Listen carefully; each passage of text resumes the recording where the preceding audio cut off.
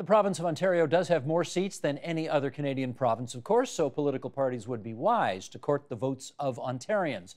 Joining us now with their advice for the four major parties, in Guelph-Eramosa Township via Skype, there's Chris White. He is the mayor of Guelph-Eramosa and a board member of the Rural Ontario Institute. In Barrie, Ontario via Skype, Jeff Lehman. He is the mayor of Barrie and the chair of the Large Urban Mayors Caucus of Ontario. And with us here in studio, Susan Eng, Vice President of Advocacy at CARP, and Alan Odette, who's President and CEO of the Ontario Chamber of Commerce. And it's great to welcome you two here in the studio, our two Your Worships and Points Beyond, for our discussion here today.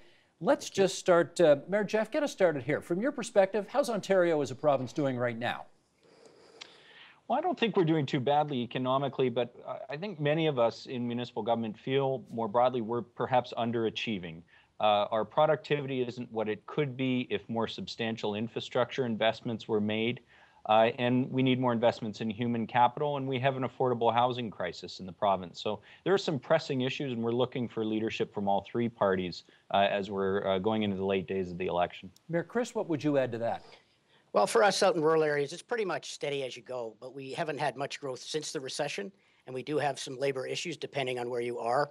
We have a shrinking labor force, of course, which helps the unemployment rate, but in certain areas like Wellington County, we actually have a labor shortage for skilled jobs, so it's a bit of a cutting edge either way. So, as I say, a bit of a steady as you go, and it's important that we get this right going forward. Susan Eng, you represent the, I know it used to be called Canadian Association of Retired Persons, but basically you represent the 50 plus now. Pretty right? much. So how's things for them? Well, our members from coast to coast have very similar concerns. They are also interested at the municipal level, provincial level, and of course the federal level. And so they're very anxious about what's happening with this election. They are worried about the economic situation, if not for themselves, for their kids and their grandkids, because kids are not getting jobs, they're losing theirs. For themselves, their savings have not done as well, you know, in the investment climate that we have. And so they are a little bit anxious about their own financial well-being and, of course, those for their children and grandchildren. Alan Odette, the Ontario Chamber of Commerce looks at the province and thinks what? The province is in very good shape relative to many of the jurisdictions in which we compete against and do business with. Although I would say that there's a degree of anxiety or caution in the air about going forward. An awful lot of changes taking place in our domestic environment, but even more changes taking place globally, which have significant impact on the Ontario and Canadian economy. And relatively speaking, how happy or not have you been with what you've heard on offer so far in this election campaign?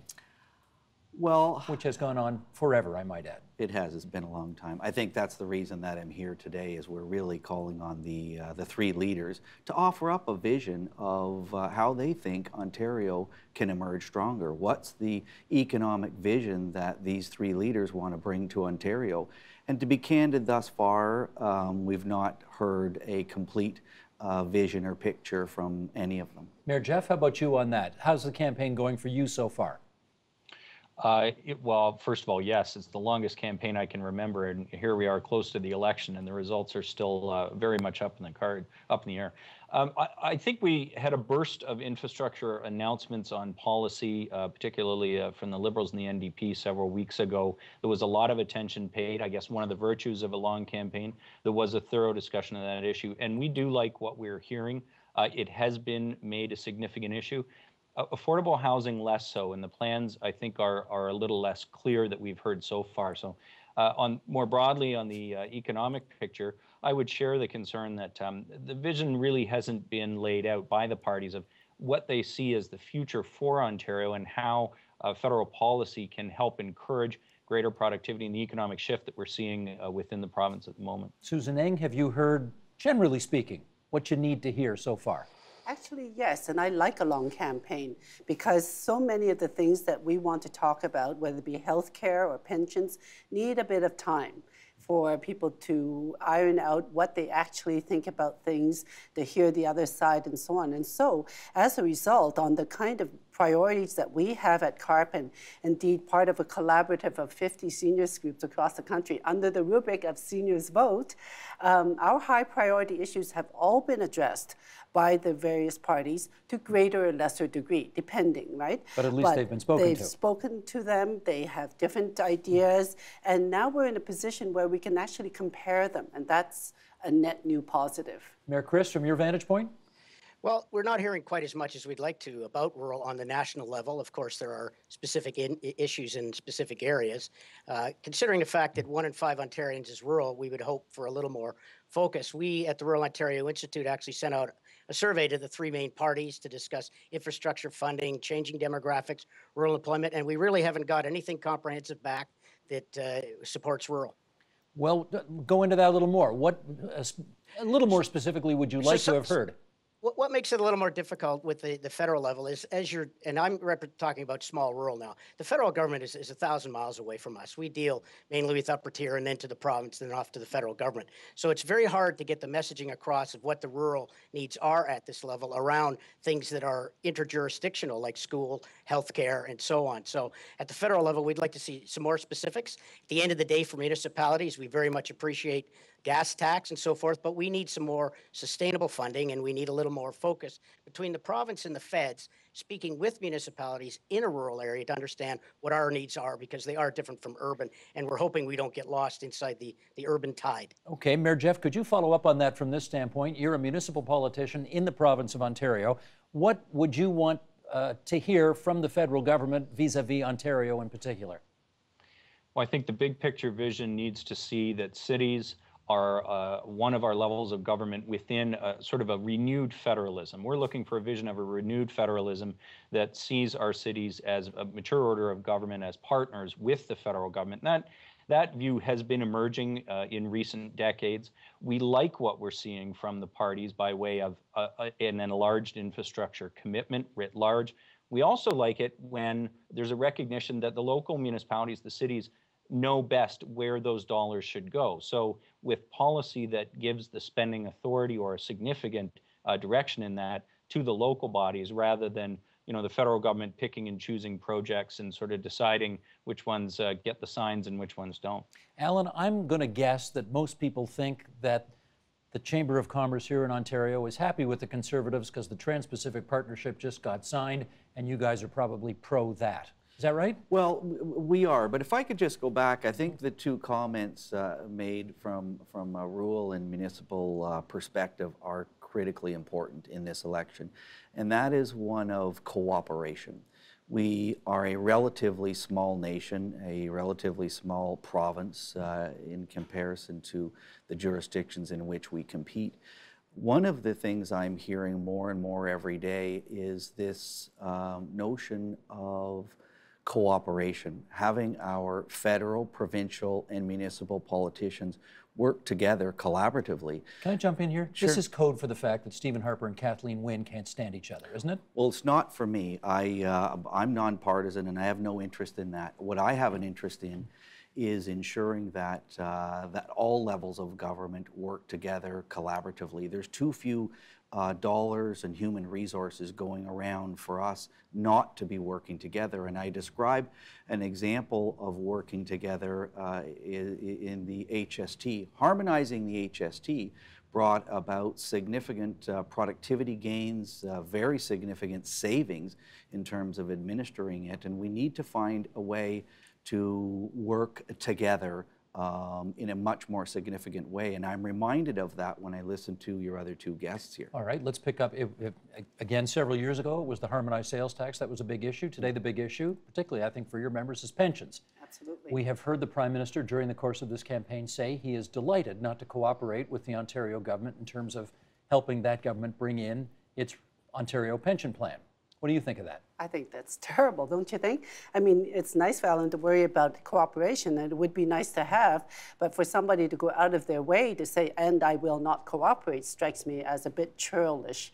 From the point of view of Ontarians, and especially our members, who, by the way, support the Ontario Pension Plan as a second choice to increasing the CPP, the Canada Pension Plan, this government in Ontario was elected on that platform by a majority to do exactly what she's doing. And indeed, our members, our taxpayers as well, they paid for that payroll deduction mechanism in Ottawa, and they expect it to be utilized and not be forced to have to spend more money because this is useful or a nice soundbite for an election campaign. On the other hand, Alan, you're delighted that the Prime Minister is delighted not to cooperate, right? You don't want this pension plan. Well, you know, I'm not to speak specifically about the pension plan in and of itself. Why not? There are some elements of the ORPP that my members aren't comfortable with, and that's for sure. But in my view, this is more of an about all levels of government, including municipalities, working together to help Ontario emerge stronger. Mayor Jeff, why don't you come in on that and tell us, how does it affect your world when the Premier of the province in which your city finds itself and the Prime Minister of the country in which your city finds itself really aren't on speaking terms and frankly are going out of their way to, to talk down the other? Not good, Steve. Unfortunately, that's politics. I think there is a degree right now, a severity of this that we haven't seen before in Canada. I don't think it is productive for our federalism or for our people. I'm fond of saying there's no conservative way to build a bridge or a liberal way to snow plow a road. Municipalities are in the business of providing the basic economic infrastructure that this country needs. We need more of it. We need to build it differently. It doesn't help when people aren't getting along. Mayor Chris, follow up on that if you would. We saw a speech earlier this week from Premier Kathleen Wynne, once again out there campaigning hard for Justin Trudeau, against Stephen Harper, even against Tom Mulcair. How do you think this plays in rural Ontario? Well, as an elected official, I represent a constituency, and whenever there's a federal or provincial election, I don't put a sign on my lawn. I don't pick a color. My job is to represent and get the best deal for the folks that I represent. And if you pick winners and losers and it goes the other way, it's your people that suffer. We all know politics is based on relationships, and we all need to get along. We've got 3 levels of government here, and we've got 1 taxpayer. So it's really important that we're very careful on how we proceed with those relationships to ensure when we get around the table at the end of the day, we're doing the best thing for everybody. So from where you sit, the toxic relationship between the Prime Minister and the Premier, does that adversely affect how you try to do your job? It can make it more difficult because at the end of the day, if rural Ontario, for example, is trying to get across a specific point or a specific issue, and we're trying to talk to both the federal and the provincial governments around the issue, let's take infrastructure, for example, and they're not seeing eye to eye, well, it's going to be much more difficult to get a common fix for the problems that we have with money coming from the feds to the province and so forth. And if they have difference of opinions, we get lost in the shuffle being the lower level. Alan, the word housing's come up a few times already. Social housing, affordable housing. Does the Chamber of Commerce have a view on how deeply involved governments ought to be in getting housing out there? Well, it's interesting you raised that. We're currently penning our 2016 economic platform, and significant in that work has been social housing. So housing issues, social housing issues are very big across this province, whether it's Peterborough or Sudbury or Sault Ste. Marie or Windsor. It is a problem across this entire province. So while we've not been engaged in that level of policy dialogue in the past, we will be through 2016 and 17 because it's an economic issue. It's a social economic issue. Susan? Well, it is an important issue, but let's put some human faces on it. The report that just came out told us that there's some 700,000 Canadian seniors who cannot afford to put a roof over their heads, or their housing is precarious. It means that that individual has to make a choice between paying the rent, buying food, or paying for her drugs. And these are people who don't really have another option. They can't get a job. They're not going to ask for an increase. This is where they're at. And it means that if we can't deal with the housing costs that they're facing right now, what are we going to do with the numbers of people in the exact same position coming up through the mill? We have people turning age 65 at an increasing pace now. Most of them are living healthy, happy, comfortable lives, but there's that significant minority, and it's a growing number of people who can't keep a roof over their heads. Now, you know, what are the federal and provincial governments doing about that? There's a threat that actually the federal funding might actually be allowed to lapse. And that's something we need to get at during this election. Mayor Chris, how about you on that? Well, I would say it obviously affects rural, but not quite as much as urban. The need seems to be higher there. We do fairly well in Wellington County, and there always is a need. But when you're building high infrastructure and building stock, usually that goes into the urban areas, and that's where those needs are met. But it is a problem for us, especially as people are aging at home and with medical care and the rest of it. So we need some housing, although it's not as great an issue. Let me, just in our remaining moments here, then go around our literal and metaphorical table here and just find out, you know, we spent a lot of time talking about the economy at the beginning of this election, and now we're talking about NECOBs and citizenship and, you know, a lot of other stuff that, never mind not in urban Ontario, not even, or like in rural Ontario, I can't imagine this subject ever comes up, and yet here we're sort of obsessing on it lately. Alan, what hasn't been talked about in this campaign? What issue that you wish we had talked about more? Well, I think, to be candid, it's a vision. What is the vision to creating a modern, competitive 21st century Canada? And I've not necessarily heard a cohesive strategy or vision threading all that together. Do you want to just sort of give us the ABCs of what you think that ought to include? Well, I do. I think it's you know, it's embracing innovation, smart risk taking. It's creating a 21st century workforce. It's managing government in an effective, efficient, effective way. It's teaching small to medium-sized enterprise how to export. We're not going to have a lot of big companies coming to the country in the future. How do we learn how to become exporters, scale companies? And finally, in a world in which we're relatively small, what are we doing strategically to attract the best and the brightest immigrants from around the world to help us create a competitive 21st century Canada? Mayor Jeff, what did you not hear about in this campaign that you wish you had? Boy, first of all, Alan, what a great answer. I was sitting here nodding through all of it. I'm lacking a sense of vision too. And, you know, this is not about partisanship. To my mind, we've had very managerial style government in this country for decades. It's been a long time since somebody's put together a compelling vision of what Canada can be. And I really share Alan's view that that needs to be based in our human capital and in our people's ability to innovate, to carve out a new role for ourselves economically and compete as a small but value-added nation. And that is so important for Ontario as it makes a transition to a sort of more mixed economy. So I haven't seen that vision yet either. And I guess I hope that maybe the parties are saving the best for last and somebody's going to be really compelling. But you can see in the poll numbers that haven't moved too much, I'm not sure Canadians have been compelled yet. Mayor Chris, how about you? What haven't you heard you wish you had? Well, as I indicated before, maybe a little more rural focus. There are some things that they're doing well. The gas tax that we get, the federal gas tax, is about 10% of my local tax. They also support operations like Community Futures, which invests, I think, $250 million into some of our small businesses in rural Ontario, and that's absolutely critical. So what I would like to see is a little more focused specifics on how they're going to support the infrastructure down at the rural level. For without the infrastructure, everything else falls away. So we need to make sure we're creating jobs. We need to make sure we're protecting our infrastructure. And I need to see a few more specifics on where those dollars are going to be spent. And I'd like those dollars not to be competitive. I'd like them to be, you know, spread out equally as we move along. Susan Ing, you get the last word. Well, you know what? The key for drumming up our election turnout, our voter turnout, is for the leaders to describe a vision that is meaningful to me personally. What your grand idea, what does it mean to me?